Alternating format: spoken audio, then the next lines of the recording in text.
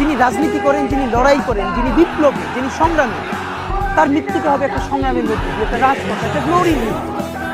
আমি তো ভীষণভাবে প্রত্যাশা করি, আমি ছোটবেলা থেকে এই স্বপ্নটা দেখি, অনেক জায়গায় বলেছি, একটা তুমুল মিছিল হচ্ছে অন্যায়ের বিরুদ্ধে। সেই মিছিলের সামনে আমি আছি, কোনো একটা বুলেট এসে আমার বুকটা হয়তো বিদ্ধ করে দিয়েছে, এবং সেই মিছিলে আমি হাসতে হাসতে আমি শহীদ হয়ে গেছি। এবং সবাই যখন মৃত্যুটাকে ভীষণ ভয় পায়, আমি তখন হাসতে হাসতে আল্লাহর কাছে ভীষণ সন্তুষ্টি নিয়ে পৌঁছতে চাই যে আমি একটা ন্যূনতম ওই জীবনটা লিড করতে পারলাম, যে আমি একটা ইনসাফের হাসি নিয়ে আমি আমার আল্লাহর কাছে পৌঁছতে চাই। সবাই হাতের ভিতরে এসে দিয়ে যায় এই হাদিয়া, হ্যাঁ, ক্যামেরার সামনে ধরা পড়ে যায় ভাই।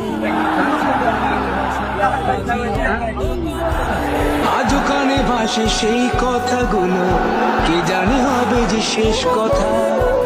নিয়তির ডাকে দিলে যে সারা, ফেলে গেলে শুধু নীরবতা।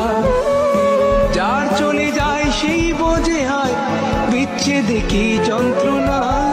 যার আল্লাহ যদি বাঁচায় রাখে যা বলাই নেই, শরীফ ওসমান হাদির দায়বদ্ধতা সেই রিকশাওয়ালার প্রতি, যে আমার এইখান থেকে উঠাইয়া নিয়া ভাড়া টানে না চড়াই করে ভাড়া দিতে চাইলে চোখের পানি ছাইড়া দেয়। আমার দায়বদ্ধতা সেই রিকশাওয়ালা শ্রমিকওয়ালা ভাই বোনদের প্রতি, যে 50 টাকা 100 টাকা দিয়ে আজকে আমার জাদু কইরা দেয়। আমার দায়বদ্ধতা বাংলাদেশের সেই সমস্ত লক্ষ কোটি আমার মা খালা তাদের সন্তানদেরকে বলে, ওসমান ঢাকা বলছে কি করে, তোরা যে ঢাকা ওর সাথে কাজ আল্লাহ ছাড়া এই জমিনের নিচে আর কাউকে ভয় পায় না। আল্লাহ যতদিন বাঁচায় রাখবে, স্বাধীনতা, সার্বভৌমত্ব, ইনসাফ এবং সততার জন্য লড়াই করব। এই লড়াই আমাদের জিহাদ ইনশাআল্লাহ।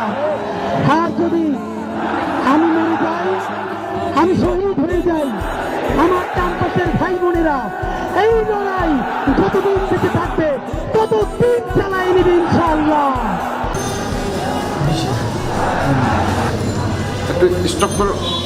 সময় দুপুর 2:20। Box culvert.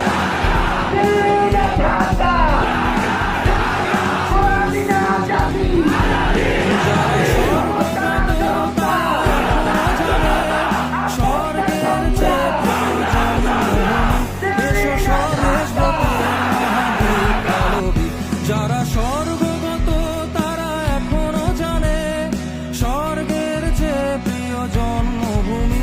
এসো স্বদেশ ব্রতের মহাদীক্ষালবি, সেই মৃত্যুঞ্জয়ীদের চরণ চুমি। যারা জীর্ণ জাতির বুকে জাগালো আশা, মৌন মলিন মুখে জোগালো ভাষা। যারা জীর্ণ জাতির বুকে জাগালো আশা,